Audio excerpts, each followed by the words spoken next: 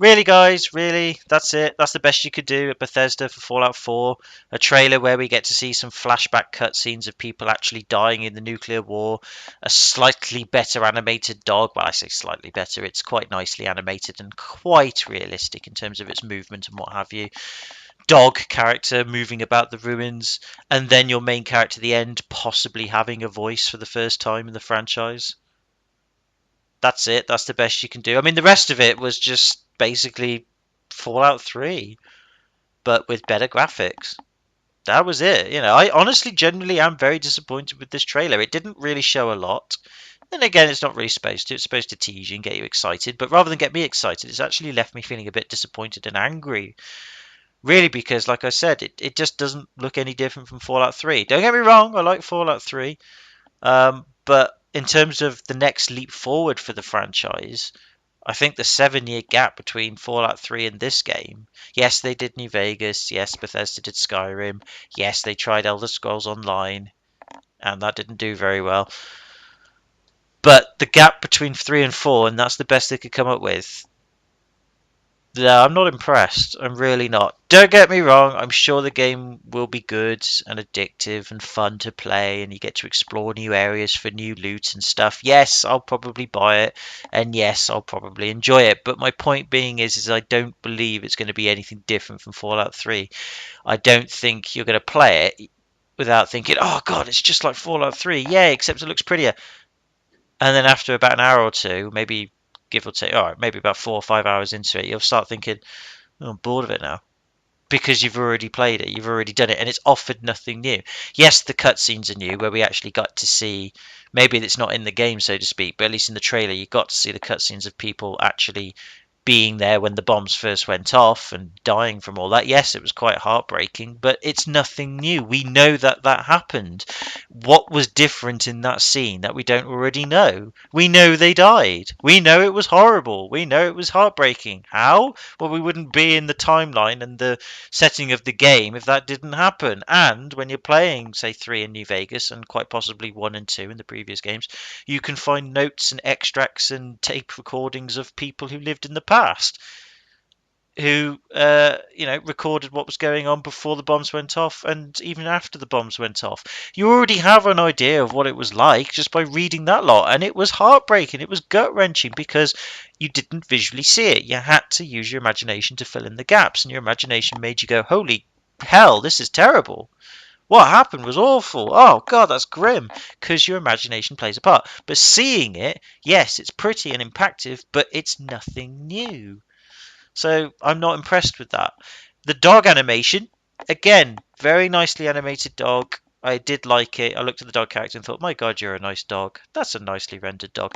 But you had dog characters in Fallout 3 in New Vegas. It's nice to have them back, but it's not a new advertising feature to say, buy Fallout 4 now with new animated dog. Yay!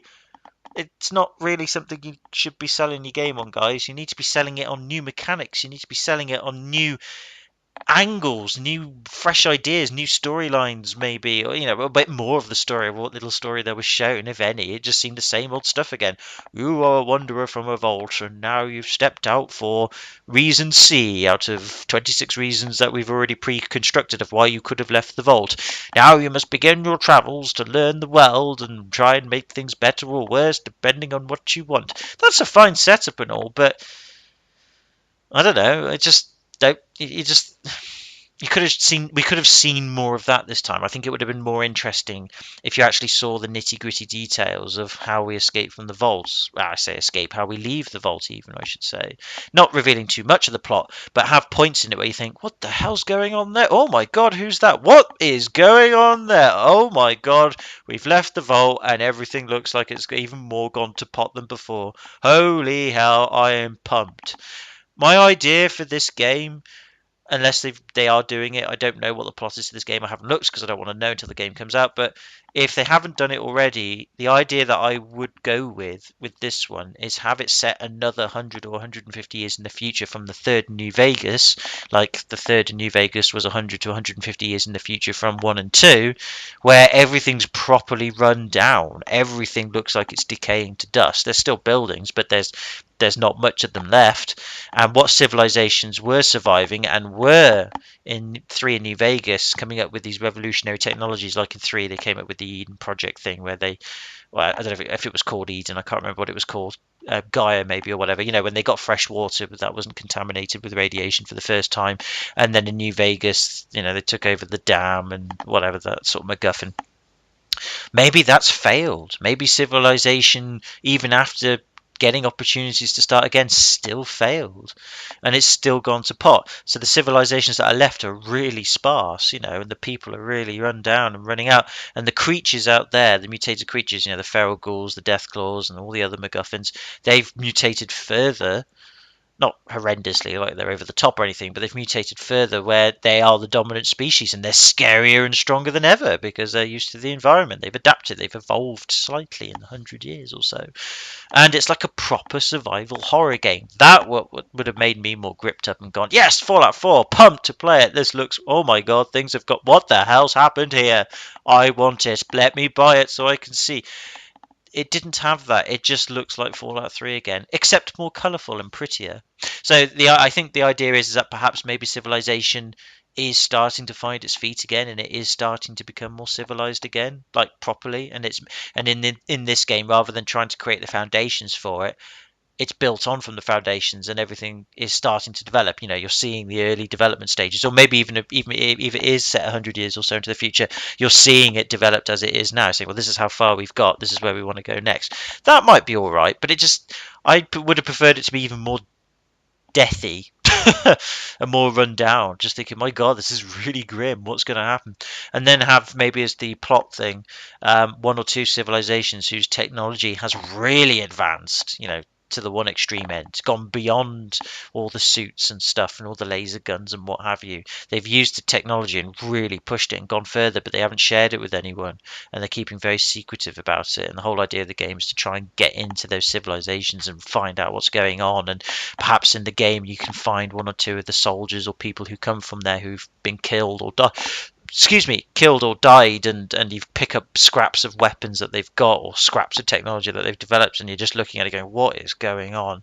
Again, with this whole horror idea type thing, and just having humanity really go to the brink. That would have been better, because I think you would be more invested. You would be more sort of, oh my god, what? Oh, Jesus, man, that is really... That you'd be more trying to do something about it. You'd be more attracted to it. Maybe they will. I don't know. Again, the trailer didn't show too much. It did look pretty, and I'm sure the game will be good, and I'm sure it'll be addictive, and I'm sure it'll be fun. But I don't know, guys. I just think first impressions really disappointed me, and I feel a bit upset. It didn't look anything different from Fallout 3, other than graphically it looks nicer, and yes, the dog was better animated, and yes, the main character, your player character, has a voice. Maybe, or maybe not. I don't know, but that to me isn't a selling point to go and buy it. It hasn't made me go, scree, let's buy it. It's made me go, 7 years, guys, and that's the best you can do. Oh, okay.